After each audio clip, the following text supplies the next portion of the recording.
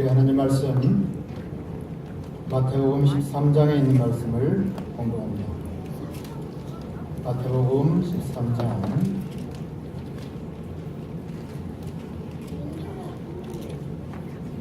1절로 4절에 있는 말씀을 공부합니다. 그날에 예수께서 집에서 나가사 바닷가에 앉으심에 큰 무리가 그에게로 모여들거늘 예수께서 배에 올라가 앉으시고 온 무리는 해변에 섰더니 예수께서 비유로 여러 가지를 저희에게 말씀하여 가라사대 씨를 뿌리는 자가 뿌리러 나가서 뿌릴새 더러는 길가에 떨어짐에 새들이 와서 먹어버렸고. 여러분들, 봄이 되었습니다. 이 봄날에 여러분들이 들을 수 있는 꽃들이 많이 있지만은 특별히 여러분들 노란색의 봄풀 중에 하나인 민들레를 여러분들에게 선물로 드립니다. 이 민들레의 여러분들 꽃말은 행복입니다. 행복. 그래서 노란색은 여러분들 행복을 상징한다고 합니다. 그래서 여러분들 봄날에 노랗게 피어오르는 봄의 전령인 개나리를 보면은 입가에 미소가 돌지 않습니까? 그리고 여러분들 또한 갓 부화한 노란색 병아리를 보게 될 때에 참 입가에 또 행복이 머뭅니다. 그리고 유치원생들이 노란색 옷을 입고 또 엄마의 손을 잡고 여러분들 등교하는 모습을 보게 되면은 우리 모두는 행복을 느낄 수가 있습니다. 우리가 다 함께 예배하고 있는 이 강당인 또 삼육초등학교에 여러분들 학교에 교목은 은행나무이고 학교에 또 상징하는 색도 노란색 행복을 의미합니다. 이 봄날은 여러분들 행복을 또 위해서 많은 사람들이 준비하고 투자하고 씨를 뿌리는 시기입니다. 그래서 여러분들 마태복음 13장에 오실 것 같으면 우리 예수님께서 정말 많은 사람들이 봄날에 씨를 투자해서 가을날에 큰 행복을 소출하기를 원하는 사람들에게 마태복음 13장에서 씨 뿌리는 자의 비유를 설명해 주셨습니다. 씨 뿌리는 자의 비유는 성경에 나타나는 여러 비유들 가운데서 가장 유명한 비유 중에 하나입니다. 저는 오늘부터 시작해서 4시간에 걸쳐서 이 씨 뿌리는 자의 비유를 통해서 우리가 주께서 우리에게 허락하시는 은혜를 피차에 나누기를 원합니다. 마태복음 13장에 나와 있는 씨 뿌리기 비유에 보실 것 같으면은 이 씨가 떨어진 밭의 상태에 따라서 길가와 돌밭과 가시밭과 좋은 땅에 뿌려졌음을 우리는 확인할 수 있습니다. 뿌리는 농부도 동일한 농부요, 뿌리는 씨앗도 동일한 씨앗이지만은 여러분들 그 씨앗을 받는 밭의 상태에 따라서 길가밭도 될 수 있고 돌밭도 될 수 있고 가시밭도 될 수 있을 뿐만 아니라 많은 소출을 내는 좋은 밭도 될 수 있다고 하는 것입니다. 우리 모두는 동일한 말씀을 듣고 동일한 하나님의 사랑 가운데 거하지만은 그것에 내가 어떻게 반응하느냐에 따라서 나는 길가밭도 될 수 있고 돌짝밭도 될 수 있고 또 많은 사람들이 부러워하고 흠모할 만한 좋은 땅이 될 수도 있다고 하는 것입니다. 그런데 오늘 첫 번째로 여러분들 예수님께서 우리에게 말씀하시는 밭은 길가의 밭입니다. 뿌릴새 더러는 길가에 떨어지매 새들이 와서 먹어버렸고 악한 자가 와서 그 마음에 뿌려진 것을 빼앗나니라고 예수님께서는 해설을 친절하게 해 주셨습니다. 농부가 여러분들에게 씨앗을 쭉 뿌렸는데 더러는 대다수가 아니라 더러는 몇몇 개는 길가에 떨어짐에 새들이 와서 먹어버렸다라고 했습니다. 근데 이 말씀을 예수님이 조금 더 친절하게 자세히 설명해 주시기를 이 새들은 악한 자에 비유하고 있고 악한 자가 와서 그 마음에 뿌려진 것을 빼앗아 갔다라고 말씀하고 있습니다. 이것을 누가복음 8장 12절에서는 좀 더 명확하게 이렇게 묘사했습니다. 길가에 있다는 것은 말씀을 들은 자니 이에 마귀가 가서 그들이 믿어 구원을 얻지 못하게 하려고 말씀을 그 마음에서 빼앗는 것이요. 씨 뿌리는 자에서 여러분들, 씨 뿌리는 자는 농부는 바로 예수님을 상징하고 있습니다. 많은 유대인들과 여러분들, 많은 사람들은 우리 예수님께서 이 땅에 오실 때에 백마탄 왕자로 오셔서 로마를 쳐 부수고 그들의 삶의 모든 필요들을 순식간에 해결해 주시면서 진정 자유국가로서 행복하게 이 세계를 제패할 수 있는 1등 국가로서 생애하기를 원했습니다. 그래서 우리 예수님께서 이 땅에 오실 때에 정말 다윗의 후예로서, 아브라함의 후예로서 이 세상에서 특출나고 명성이 있는 분으로 이 땅에 오시기를 기대했습니다. 그러나 예수님께서는 이 땅에 오셨을 때에 참으로 초라하고 비천한 농부들이 있는 그런 외양의 옷들을 입고 계셨을 뿐만 아니라 그분은 흠모할 만한 것이 없는 이 땅에 오셨을 때 우리를 구원하기 위한 분명한 목적은 있었지만은 예수님이 이 땅에 농부의 모습으로 오셨습니다. 그래서 여러분들, 예수님께서 이 비유의 말씀 가운데에 당신을 하나님이 파송한 메시아를, 하나님께서 우리 모두의 진정한 죄 문제를 해결하실 수 있는 메시아를 농부로 묘사했을 때에 그들은 마음 가운데서 예수님을 배척하기로 결심해 버린 것입니다. 씨는 예수님께서 뿌리시는 자신의 씨라고 했는데, 이것은 인간의 여러분들 세상에서는 찾을 수 없는 하나님께서 택정하시고 구별하시고 4,000년 동안 예언되어져 있는 예수님만이 뿌릴 수 있는 씨는 진리의 말씀이요 영생의 말씀이요, 우리 모두가 그 말씀에 귀를 기울이게 될 때에 우리의 인생 문제뿐만 아니라 영원한 구원의 문제를 해결할 수 있는 진리의 씨, 말씀의 씨, 의의 씨였습니다.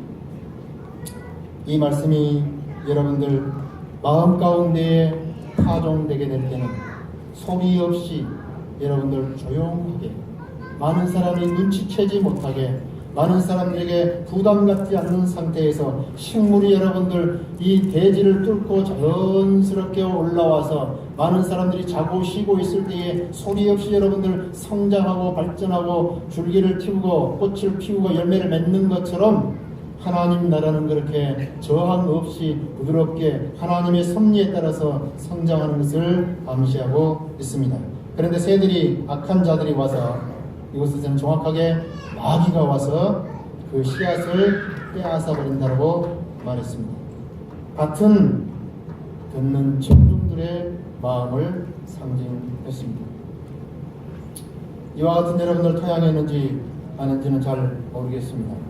그러나 분명한 것은 밭이 있으면은 밭과 길 사이에 경계가 있고, 또 길가에 여러분들 약간 길의 한 부분이지만은 밭과 중간에 있는 이런 부분에 파종이 되었다라고 하는 것입니다. 여러분, 길가의 특징이 있습니다.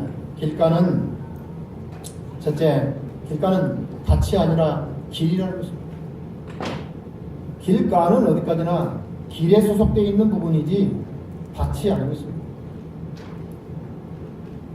두 번째로, 길가는 통행이 많아서 딱딱하고 굳어져 있는 땅입니다. 씨앗들이 잘 성장할 수 있는 그런 환경이 아니라는 말이죠. 세 번째로, 길가는 밭과 길의 중간지대에 있습니다. 길에서 볼 때는 길편이요, 밭에서 볼 때는 밭편입니다. 중간지대에 있어서 양다리 걸치고 있는 부분과 같습니다. 세 번째로, 이 길가는 볼거리도 많고 먹거리도 많고 놀거리도 많아서 유혹받기 쉬운 곳이라는 것입니다. 네 번째로, 길가는 산만하여 집중하기 힘든 곳이라고 하는 사실입니다. 저는 전남 순천에서 목회를 할 때에 길가집에서 살았습니다. 길가집 2층에서 살았습니다. 그런데 여러분들 얼마나 시끄러운지 모르겠어요. 저희 집 이웃집에서는 여러분들 24시간 동안 찻집을 운영하고 있었는데 호객 행위를 하기 위해서 여러분들 24시간 동안 음악을 틀었습니다. 그래서 제가 제 잠잘 때도 공부할 때도 헤드폰을 끼고서 있어야만 했습니다. 계속해서 음악이 들려오기 때문에 집중해 할 수가 없어요. 머리가 터질 것 같아요. 너는 상행선 나는 하행선 노래 그때 외운 것입니다. 이별의 기로에 서서 여러분들 그런 노래를 다 거기서 배웠어요. 우리 딸아이는 여러분들 그때 노래를 많이 들어서 음감이 있는지 모르겠습니다. 하여튼 정신이 산란스러웠어요. 복잡하고 힘들었어요. 여러분들이 길가라고 하는 것은 산만하여 집중하기 힘든 것이고 볼거리 먹거리 놀거리도 많고 중간지대에 있기 때문에 어떨 때는 이쪽 편이고 어떨 때는 저쪽 편이고 기분에 따라서 상황에 따라서 여러분들 사는 사람들입니다.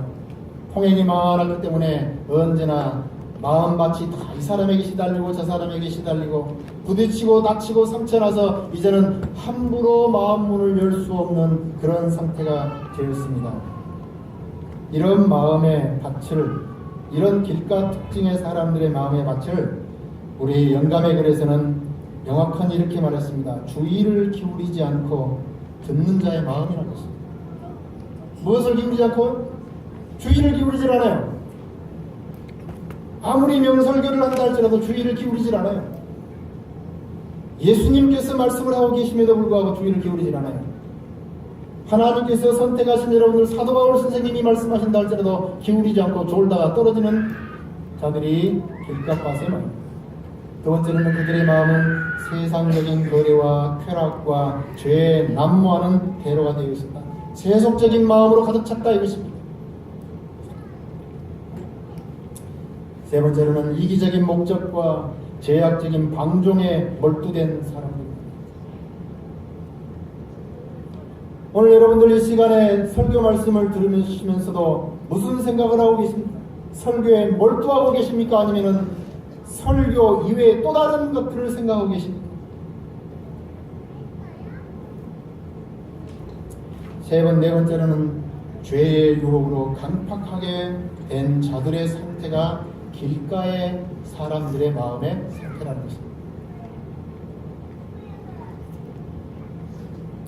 구약 성경에서는 이와 같은 길가 사람들을 대표하는 한 사람이 나오는데 바로 바로 왕이 나옵니다.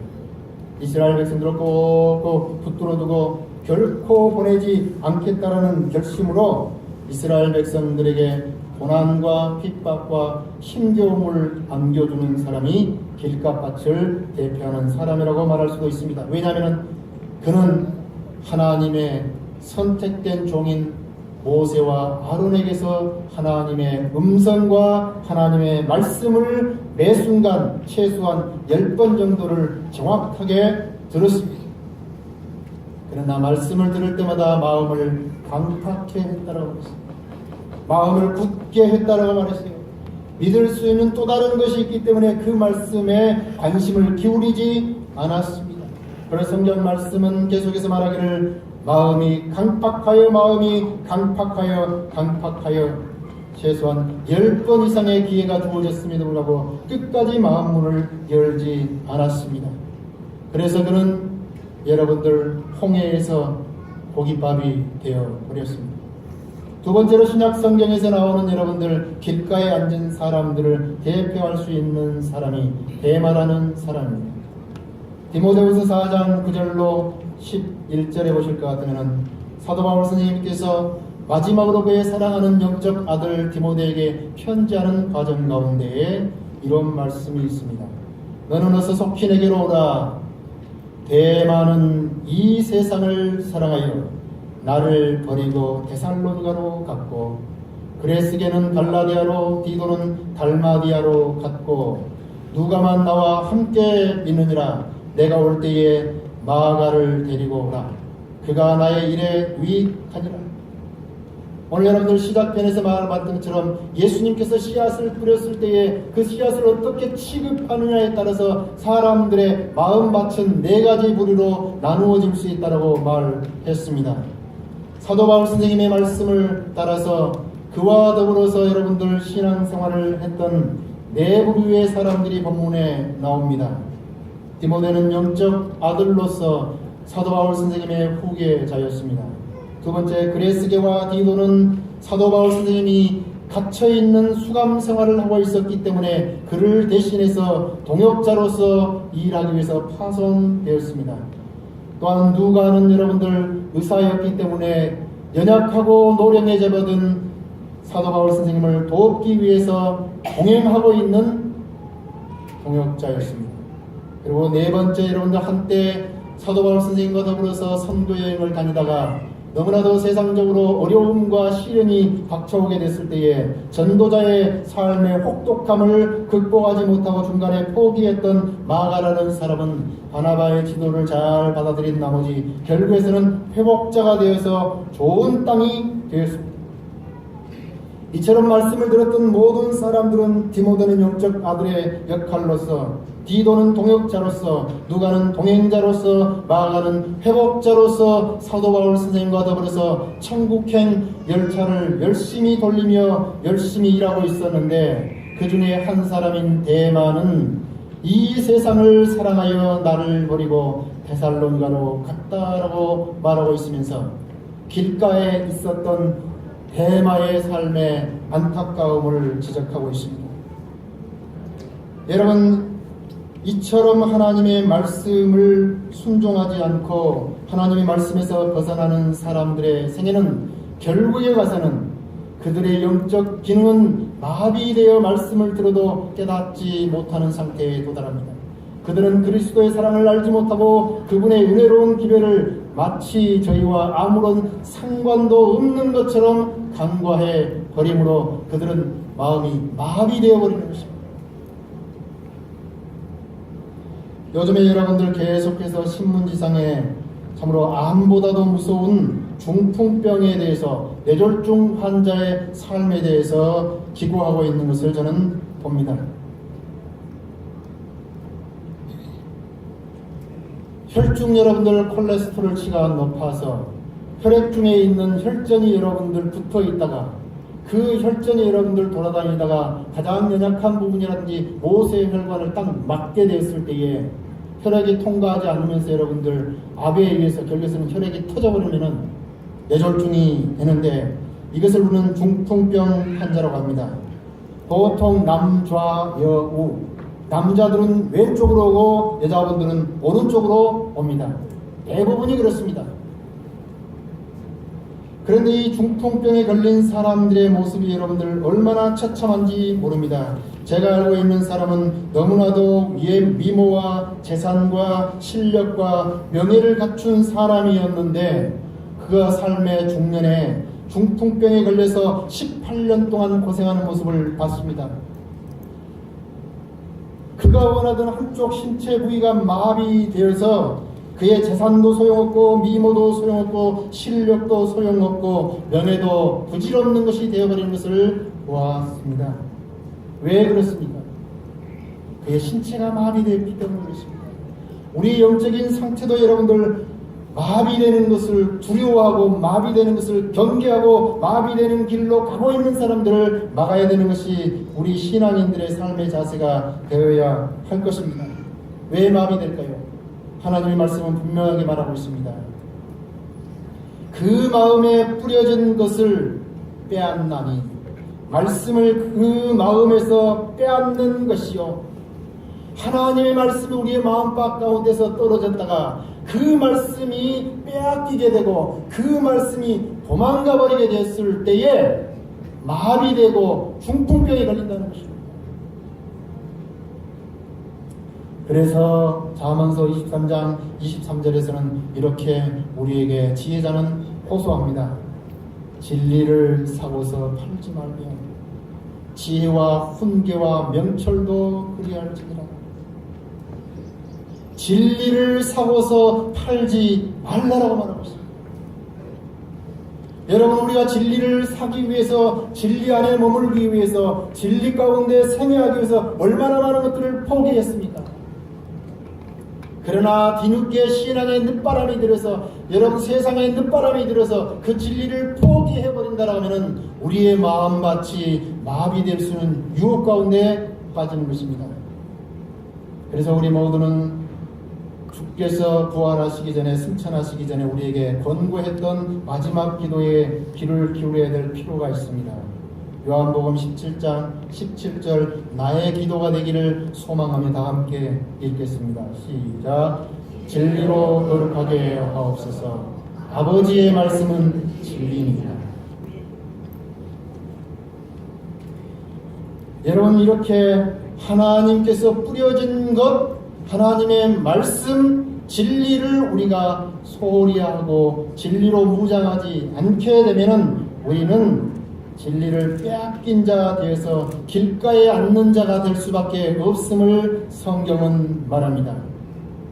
마태복음 20장 30절에 맹인 두 사람이 어디에 앉았다고요? 길가에 앉았다가. 마가복음 10장 46절에 거지 바디메오가 어디에 앉았다가요? 길가에 앉았다고 했어요. 누가복음 18장 35절에서 한 맹인이 길가에 앉아 구걸하다가, 호세아 13장 8절에서는 표범이 기다리고 있는 곳이 길가라고 했습니다. 우리를 여러분 갈기갈기 찢어버릴 수 있고, 우리를 갖다가 핍박하고 우리를 갖다가 어렵게 하고 시련을 줄 수 있는, 상해를 입힐 수 있는 표범이 기다리는 곳이 길가라고 했습니다. 그리고 창세기 38장 14절에서는 길가는 창녀가 기다리고 있는, 우리가 유혹에 빠질 수 있고 영적인 삶을 여러분들 소멸시켜버릴 수 있는 곳이 길곁이라고 했습니다. 하나님의 말씀과 진리를 여러분들 소중하게 여기지 않는 사람들은 길가에 앉는 것입니다. 길가에 앉는 사람들은 불행한 사람입니다. 거리 신세가 되는 것입니다. 하나님의 말씀을 빼앗기게 되면 깡통 신세가 되는 것입니다. 하나님의 말씀을 소중하게 여기지 않는 사람들은 노숙자 될 수 있는 여지가 있는 것입니다. 하나님의 말씀은 여러분들 우리로 하여금 길가에 앉는 것을 보호할 수 있는 처방전이요 울타리라는 사실에 아멘하시기 바랍니다.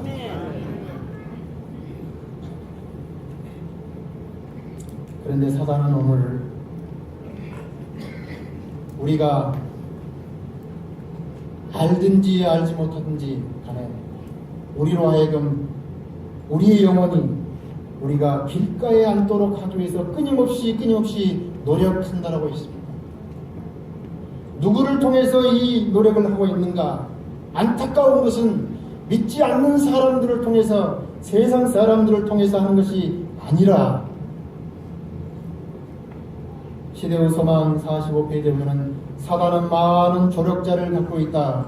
그리스도인이라고 주장하는 많은 사람들이 다른 사람들의 마음에서 진리의 씨를 빼앗는 유혹자를 도와주고 있다.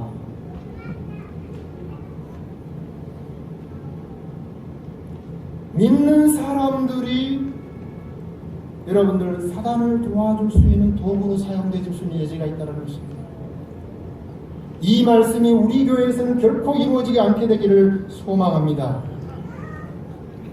어떻게 여러분들 사단 마귀는 믿는 자들을 통해서 믿는 사람들이 길가에 앉아 불행한 삶을 살도록 사단의 덫에 걸리도록 하는가를 몇 가지로 설명합니다. 첫째는 많은 사람들이 들은 설교를 가정에서 비평의 주제를 삼게 될 때에 그렇게 된다는 것입니다. 두 번째로 설교자와 동료 교인들에 대한 혹독한 비판을 가정에서 하게 될 때 그렇게 한다는 것입니다. 세 번째로 흔히 회심하지 않는 사람들이 있는 자리에서 한다는 것입니다. 때로는 대상과 장소와 시간을 구별하지 못하고 하는 우리끼리의 이야기가 담을 넘고 울타리를 넘어서 여러 사람들에게 상처가 될 수 있고 하나님의 이름의 영광이 아닌 사단 마귀에게 유혹을 줄 수도 있다는 것입니다. 네 번째로는 부모들은 이런 일들을 그들의 자녀들이 듣고 있는 자리에서 한다. 여러분, 영양가 없는 이야기들을 놀이터에 가서 하세요. 등산 가서 하시고. 다섯 번째로는 그리하여 많은 사람은 하나님의 말씀까지도 소홀히 여기게 된다는 것입니다. 여러분, 껌은 씻기 위해서 있는 것입니다. 그러죠? 설교 말씀은 듣고 순종하기 위해서 있는 것입니다. 성도는 여러분들 서로 사랑하기 위해서 내 곁에 있는 것입니다.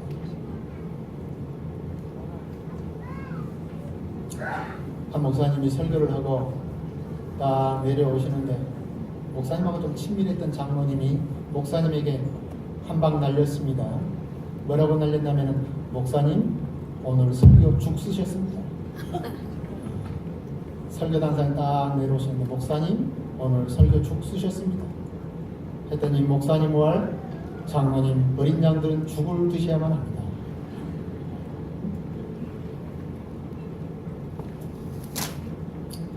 우리 남성교회는 광주에서 제일 좋은 교회라고 저는 확신합니다. 우리 남성교회는 대한민국에서 제일 좋은 교회입니다. 그러시죠? 왜 그런가? 너와 내가 몸담고 있는 교회가 남성교회이기 때문에 제일 좋은 교회입니다. 그런데 우리 남성교회가 여러분들 제일 좋은 교회이지만 더 좋은 교회가 되기 위해서 제가 여러분들 두 가지를 제안 드리려고 하는데 이 자리 듣고 계시는 성도님들이 혹시 부담스러우면 제가 안 할 마음이 있습니다. 제안해도 되겠습니까? 그러면 제안해 보겠습니다. 첫 번째, 설교가 끝나기까지. 설교가 끝나기 전까지 뭘 해야 될까? 오늘은 그런 일이 전혀 없어요. 새로운 성전에 가게 되면 그런 일들이 전혀 없을 거예요. 그러나 이 한 공간에서 애들부터 연세가 드신 어르신까지 다 함께 예배를 드리려고 하니까 보통 복잡한 문제가 있는 게 아니에요. 그럼에도 불구하고 여러분들 이렇게 질서정연하고 천국 시민다운 모습으로 예배하는 것은 여러분들 남성교회만 할 수 있는 것입니다. 근데 설교가 끝나기 전에 여러분들 도시락 꺼내는 사람이 있어요. 우리 집사님들이 정말 조심해야 돼요. 갑자기 그냥 뒤에서 도시락이 딱 열리게 되면 냄새가 저 코끝까지 와요. 이건 정말 조심해요. 우리 집사님들이 수고가 많으시지만은 예배 시간에 예배 끝날 때까지는 어떤 것도 하지 않는 것입니다. 예배만 충실해야 되지 않습니다.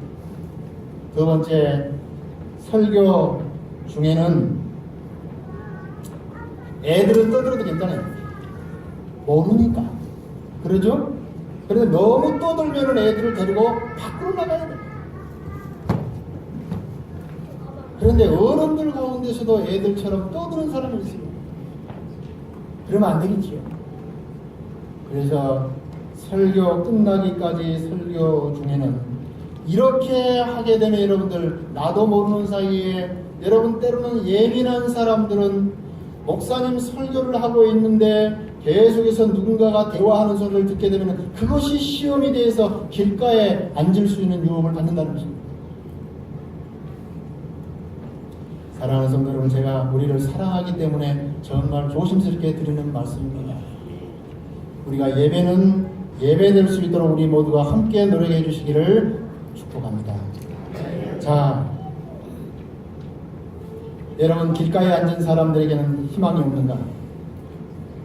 많은 분들에게 나는 길가발과 돌밭과 가시밭과 좋은 밭 가운데서 어느 상태에 내가 영적인 상태에 있는 것 같습니까? 물으면은 많은 성도님들이 겸손해서 나는 길가에 있습니다 라고 대답하실 분들이 혹 있을 거예요. 그러나 여러분들 마태복음 보시면은 20장 30절로 맹인 두 사람이 길가에 앉아 있다가 예수께서 지나가신다 함을 듣고 소리질러 이르되 주여 우리를 불쌍히 여기소서 다윗의 자손이야 하니 지나가는 많은 사람들이 조용히 해라. 지금 감히 예수님이 지나가시는데 무슨 지금 망측한 거예요. 이렇게 말씀하시지 않습니까? 예수께서 32절 머물러 서서 그들을 불러 이르시되 너희에게 무엇을 하여 주기를 원하느냐. 어디에 있는 사람들인데요? 길가에 있는 사람들인데요. 보잘것없는 사람들인데 자신들의 실수 때문에 여러분들 거리에 나와 앉아있는 사람들인데 때로는 영적으로 여러분들 그렇게 많은 기회를 주었음에도 불구하고 여전히 길가에 있는 사람인데도 예수님께서는 그 사람들에게도 여전히 예수께서 머물러 서서 그들을 불러 이르시되 너희에게 무엇을 하여 주기로 하느냐. 그냥 지나칠 수도 있습니다. 그렇게 많은 기회를 줬음에도 불구하고 그렇게 인정사정 없이 대할 때는 언제고 지금 도움을 요청하느냐고 말씀하실 수도 있습니다. 그러나 예수님께서는 길가에 앉아있는 사람들을 배회시하지 않고 길가에 앉아있는 사람들, 길가의 상태에 있는 사람들도 여전한 사랑으로 그를 돌봐주시고 치료해 주셨다는 것에 우리의 희망이 있고 우리 모두가 기쁨 충만하게 살 수 있는 비밀이 있는 것입니다. 다 함께 읽으십시다. 시작. 그분은 당신에게 도움을 간청하는 자들이 그러한 질병을 스스로 끌어들인 것을 아셨으나 그들의 병을 고쳐주기를 거절하지 않으셨다. 이 좋으신 분이 저와 여러분들이 믿고 있는 주님이십니다. 이 좋으신 분이 우리 마음 가운데 계실 때 여러분들 행복이라는 민들레꽃을 피울 수가 있습니다. 가수들이 아무리 민들레꽃을 불러봐도 여러분들 행복 없어요. 그러나 여러분들 이 주님을 우리 마음 가운데 모시게 될 때에 우리의 마음은 노란색 꽃을 피울 수가 있습니다. 예수님께서는 스스로 끌어들인 것을 아셨으나 길가에 앉아있는 이유가 삶의 이유와 동기와 근거 모든 것들이 그들의 실수이고 잘못인 것을 알아요. 그럼에도 불구하고 그들의 병을 고쳐주신 분이 저와 여러분들의 주님이신 것을 찬양하십시다.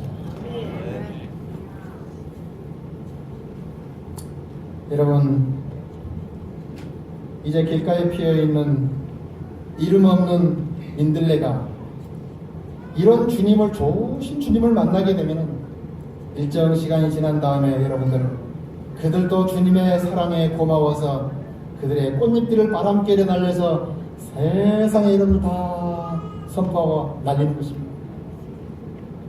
오늘 때로는 저와 여러분들이 영적인 상태를 가만히 점검해 볼 때에 내가 지금 영적으로 길가에 앉은 사람과 같은 느낌이 있는 성도들 계시거든.